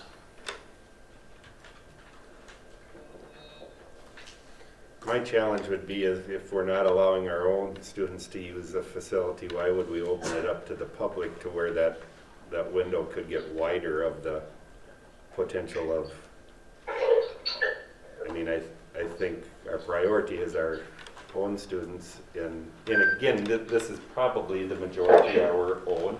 Yep. But is there some outside participation outside of the NRHEG school district in some of this too, or not? I don't think so. I think chances are pretty slim, but there's Okay. potential. Okay, I appreciate it. There's nothing that says they couldn't. Okay, It's the youth though, and you're bringing youth into your, Correct. that's what I'm, you know. Right. And like you say, they do have siblings possibly at home on that, but you're just bringing right. a The different. football club did decide for the elementary to postpone their season or their activity until the first of the year before. So they did push the start date for the elementary wrestling club. So right now, are we just talking about then basketball, Macy? If that was their decision, then yes. Right, yeah, that's what was noted, so just to bring that forward. I guess if it helps, we're kind of looking at waiting till after the first too. Okay. So I mean, if that, maybe that, Right, no, and maybe that please, just eliminates the need for the Yeah. discussion right now too, But- since it's those. but I think there does, you know, again, some consistency, and I don't know how often, we're talking, what, 3 weeks down the road? Is that what we're dealing with here with this December 7th timeframe? So I don't know if realistically anything would come in that timeframe and request time ahead of that December 7th, but I would think it'd be a little bit, to not stay consistent there would be a little bit concerning of why we wouldn't if we're not allowing our own activities to start in ahead of the 7th. So they're both looking at starting after the first of the year then now? I wasn't aware of wrestling till now, but And yeah, basketball is we've there. kicked around the idea of just waiting till after the first. So then we can discuss it at the December meeting? We'll know more. If you want to push it out that far, that, I mean, I don't right. know, we got some of the. Is there some activities But, that yeah. you know of, Macy, that are coming I'm up just- in the month of December here? No, not right now. The only one that I could potentially think of was maybe Just for Kicks dance, wanting to come in for a recital at some point, but if we're not allowing tournaments, I can't imagine that we would allow a recital to come in, but they have not requested anything. Macy, this is Dave Bunn. We may want to ask for a clarification for competition cheer. They started in the fall and continue on, so not sure what that would look like.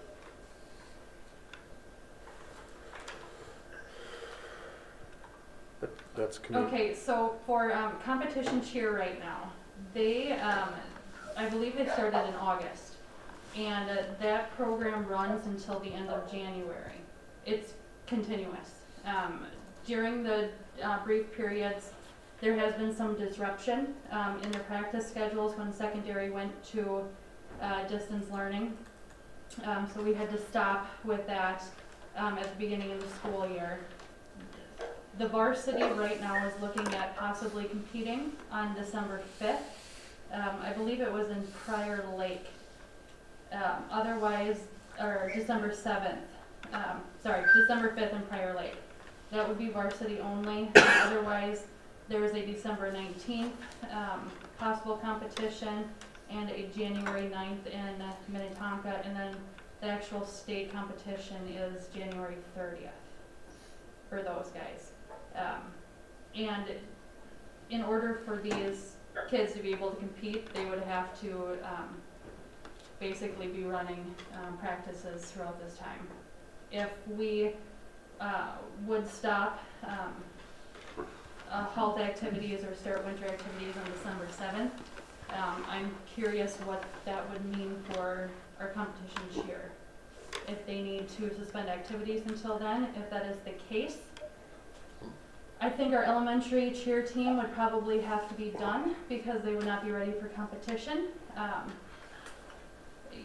With those, with that disrupted practice time and varsity, if we waited until after January for that group to be able to start practicing again, their season would probably be done as well.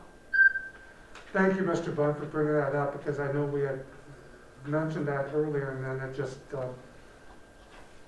wasn't part of this discussion. It does present a unique situation. We have an activity that isn't really a fall season as much as a fall into early winter season.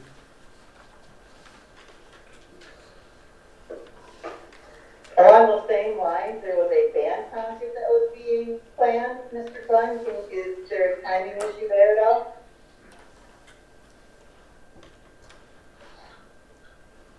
You know what, I can speak to that a little bit, Dave, if that's all right. Originally, Mr. Abscott had planned to do an indoor, practice / video session, if you would, on November 23rd.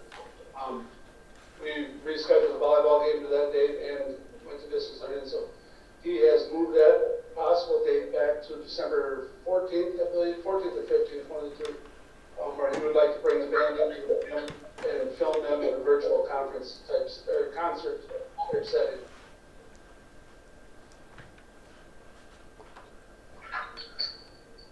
So I'm not sure how that plays into where we left things. That's again one of those kind of ongoing activities.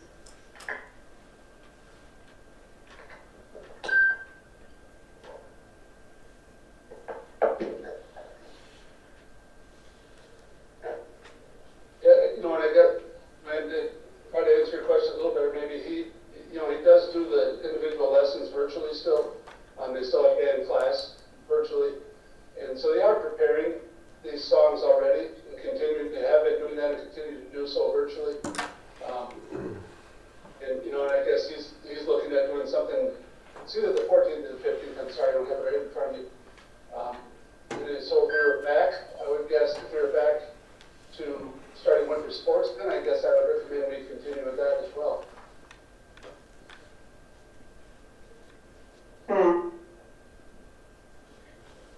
Or you could treat it as a fall activity and let it finish. Since they're supposed to have had a concert on the 23rd. But I don't know. Yeah, typically we have that concert that Monday and Tuesday of, the indoor marching band concert Monday and Tuesday of Thanksgiving week. Mm-hmm. It just simply got pushed back because of gym availability and the fact that we went to distance learning, I guess.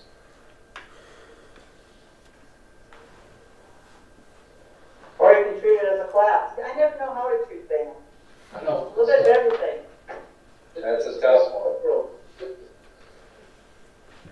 Ms. Whiteside, do you know if there's been a competition for cheer yet, or is December 5th the first one? That would be the first one. Be the first one. So we have an activity here that doesn't fit nicely into the fall season as as we probably were trying to define football and volleyball, for example. And that continues on into January. And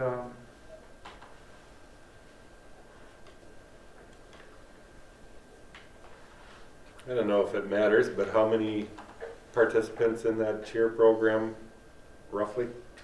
34.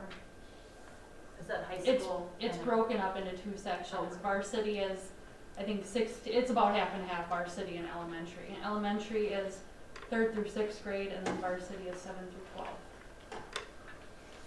Groups of 17.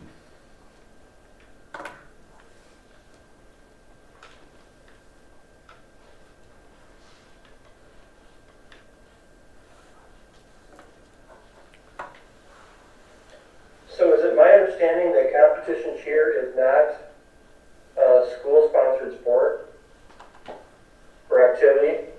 It's ran through community education. so it would be a school sponsor because it's through community ed. But they're not participating through the high school league bridge. That's what you're getting at. Okay, thank you.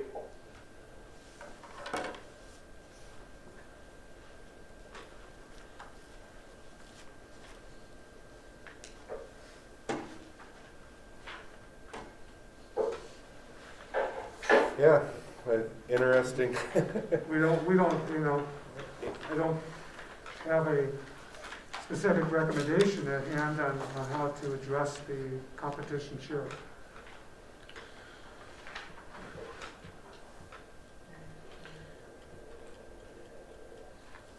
Macy, refresh us on what the schedule is currently for anything, taking cheer out of the equation. Is there anything, what's the first scheduled activity? For Community ed in our facility as your schedule stands right now. I haven't really scheduled anything because of the uncertainty. Sure. The only thing that's running right now really is preschool, but that doesn't have any impact on Okay, anything else. okay.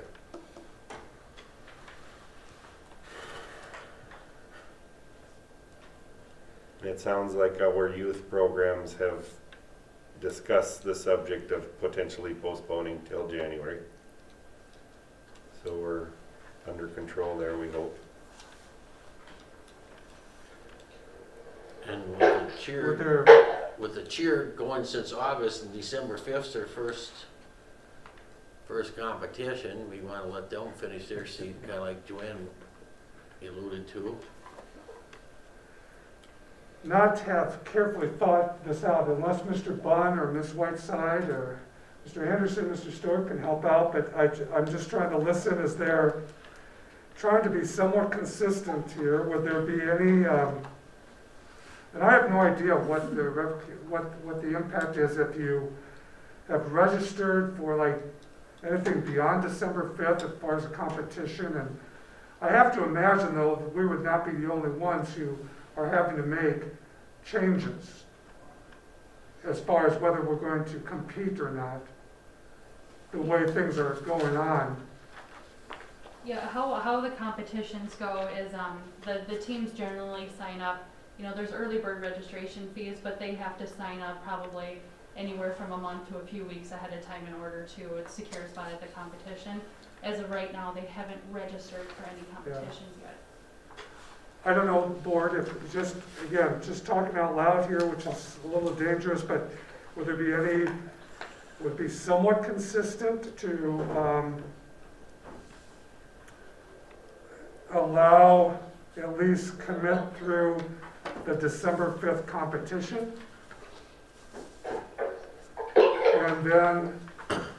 And then we will know perhaps that week leading up what more information about the status of winter sports, whether that will be starting on December 7th, and then that would be giving us some guidance on whether or not competition cheer would continue? Is that, do you, in a way, let them somewhat at least get through one competition and then finish until we have, and right now, I guess we would be saying that they'd be Continuing. returning, I guess, starting, continuing For their on winter Monday the season. 7th, unless, so I suppose someone would say, well, we're not interrupting anything, we're not even saying that they're going to be delayed in their start. But what we could do tonight at least is commit to the December 5th competition. Since they've been working on this since August. Well, last week, I assumed that we decided we were gonna let all activities, maybe it said football and volleyball, maybe it was stated that way, but I assumed that we were gonna let all fall activities carry on. How did Well, that read? And realistically, I Just think let it that, go? I think cheer, we had the comp cheer on that Was motion. part of Yes, I don't know why I can't they believe- just continue? right, well, and realistically, Mr. Stork, what would the timeline be for volleyball schedule if they were to keep winning in the playoffs? Then we go till December 12th. December 12th. So they could technically still be practicing up to that December 7th point anyway. The volleyball team could.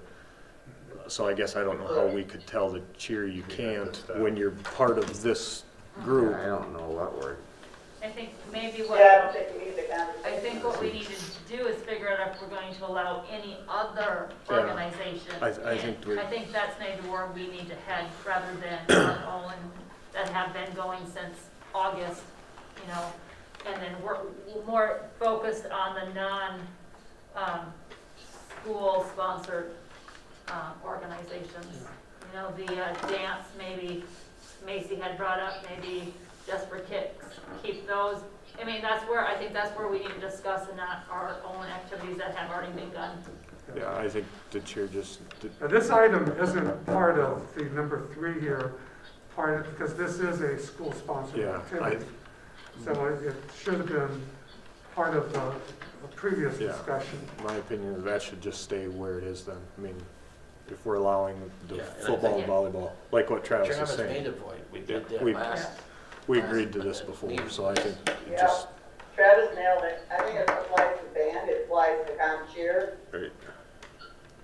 Correct. So it's just clarification then, based on what we know, you're saying to let this go all the way through January? Into January then?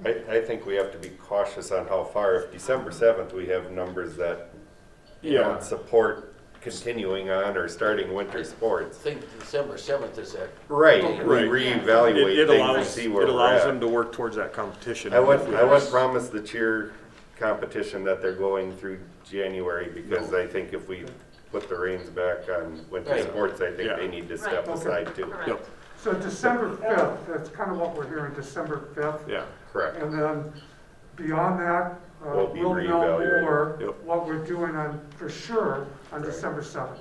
Okay. But I don't think we want any outside organizations to come into our school facility I agree. before December 7th. Correct. So, is Keep that What we're trying to do. right? So Macy, is that sufficient? Is that as clear as we can possibly be 45 minutes later? So the motion, I'm not sure where we're at. The motion would be made to postpone any outside activities through December 7th. Okay. Cheer doesn't even need to be mentioned. I'll make that motion. And they're not, yeah, they don't apply here. Right. Okay. Okay, is there a second to the motion Mr. Schlake made to postpone any outside activities in the school building through December 6th? I'll make that motion, or second it. Motion made by Mr. Schlake, seconded by Mr. Mueller to postpone any outside activities in the school district through December 6th. Is there any further discussion? Ms. Flatness, please. Karen Flatness, aye. Joanne Maloney, Aye. Rich Mueller, Aye. Travis Ralph, Aye. Neil Schleich, I, Dan Schmidt, I'm gonna abstain just because of my involvement with one of these programs. Rick Schultz. Aye. Motion carries. We have a memorandum of understanding with the Teachers Association to address Executive Order 20-94 and 20-95. Dr. Carlson, please. Yes, thank you, and I know Ms. Bentley is in the audience here, and I want to once again acknowledge and thank her. I had the opportunity to work closely with her on putting a draft together, and this is something that we've been talking about as a district. What do we do with, ideally we were hoping, what do we do when we hopefully return to all in person? And how do we best address our full-time distance learners and so on?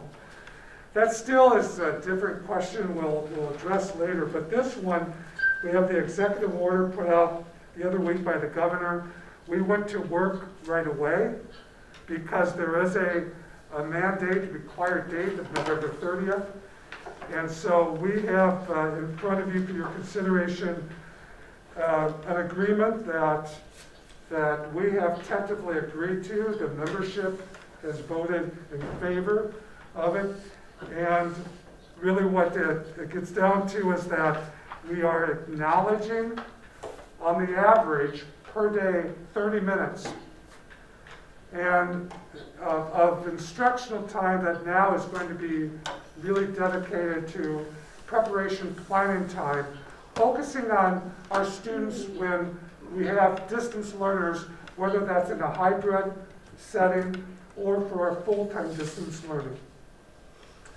And so through our conversation, there was a desire to, rather than 30 minutes each day, accumulate that into 1 day a week. If you haven't, actually just today, there's been guidance that's been put out by the Department of Ed on this. Our work was done long before the guidance that came out today. And I've quickly tried to scan through that, and I feel that we still feel confident that we can move forward with this. So maybe I just leave it to questions that the board might have. This would go in effect next week on Wednesday the 25th. And what it does is actually will shorten the instructional day on our distance learning day or on Wednesdays for our students. And about 12:35 to 3:05 will be planning time for our teachers. We will continue, all our other staff will continue working and assisting and supporting our teachers, for example, our paraprofessionals and so on, in that planning and other assignments and responsibilities. So those are the key parts. Questions that we can answer for you.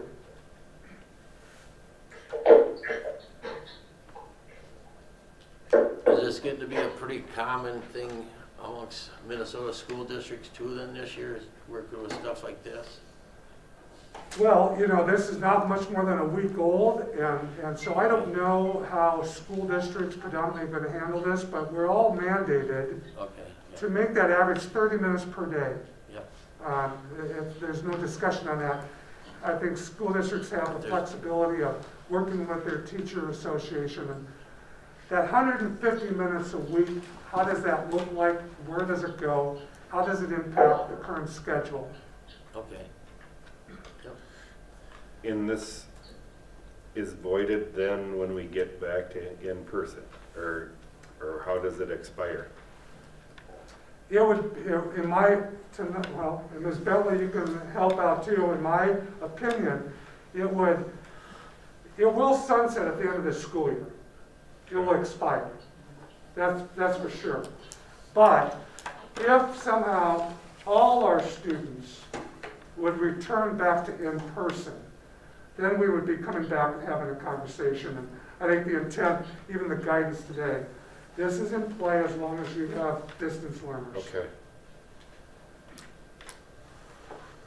I'll make a motion. This school year related to COVID-19. Sure. I'll make a motion to accept the motion as presented of the Teachers Associations. I'll second it. Motion made by Mr. Schlake, seconded by Mr. Schmidt to approve the memorandum of understanding with the Teachers Association as presented. Is there any further discussion? Ms. Flatness, please. Karen Blattness, aye. Joanne Maloney, Aye. Rich Mueller, Aye. Travis Ralph, Aye. Neil Flake, Aye. Dan Schmidt, Aye. Rick Schultz. Aye. Motion carries. We have the 2021 budget revisions. Dr. Carlson, The please. budget development calendar calls for in November for us to report out and propose budget revisions for board's consideration for approval. So Ms. Christopherson is just going to highlight some of the changes since the board last approved the 2021 budget last May. Yes, on the top left corner, you can see the budget you approved in May. Below that, there's a group of revenue adjustments, both increases and decreases, just kind of general categories based on what we know today. We had an initial pretty significant, we had an initial drop in enrollment to start the year. There's been some fluctuation in and out, but overall what we're forecasting now shows that reduction. We've gone ahead and made adjustments to fall activities and not gone beyond that. The next section, you've heard a lot about the CARES Act and CARES relief. There's 3 different pots of money currently in place for us. So you will see the revenue up top. Down below, you'll see those expenditures. In order to get the revenue, you have to have appropriate expenditures that fit the rules tied to COVID-19. The next section down, you'll see a general group of expenditure adjustments. We can go into more detail if you have questions. All in all, what that did to our total, we're only focused on the general fund right now. Just a favorable adjustment of about $12,700 or 0.12% of our general fund budget, based on what we know today. So if you have any questions about specific categories, please ask. Otherwise, that's where things are as of November 16th. Questions other than, or otherwise, the motion to accept the budget revisions and specifically in the general fund, the planned deficit of the $182,185.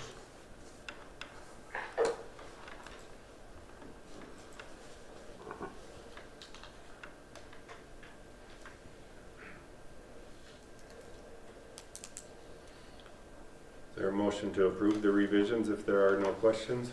So moved. Thank you. Is there a second? I'll second it. Thank you. Motion made by Mr. Schlake, seconded by Mr. Mueller to approve the budget revisions for 2021 as presented. Any further discussion? Ms. Flatness, please. Karen Blattness, aye. Joanne Maloney, Aye. Rich Mueller, Aye. Travis Ralph, Aye. Neil Flake, Aye. Dan Schmidt, Aye. Rick Schultz. Aye. Motion carries. We have a resolution to combine polling places. Dr. Carlson, please. Yes, each year, for the past a few years at least, school districts need to annually approve the combined polling places through a resolution. You have the resolution in front of you. If you like me, I can read the whole thing. Otherwise, it has not changed. We identified the New Richland Secondary School and the Ellendale Elementary School for combined polling places. Be happy to respond to questions that you have, but we would be looking then to approve the recommended combined polling places through this resolution. So moved. Second it. Motion made by Mr. Schmidt, seconded by Mr. Schleich to approve the resolution to combine polling places as presented. Is there any other discussion? Ms. Flatness, please. Karen Blackness, aye. Joanne Maloney. Aye. Rich Mueller. Aye. Travis Ralph. Aye. Neil Schleich. Aye. Dan Schmidt. Aye. Rick Schultz. Aye. Motion carries. This time that concludes our business portion. I would entertain a motion to adjourn. Adjourn. Second. Motion made by Mr. Schleich, seconded by Mr. Schmidt to adjourn. Ms. Flatness, please. Karen Blackness, aye. Joanne Maloney. Aye. Rich Mueller. Aye. Travis Ralph. Aye. Neil Schleich. Aye. Dan Schmidt. Aye. Rick Schultz. Aye. Motion carries. We are adjourned. Thank you, everyone. Have a good evening. Good night. Sounds good.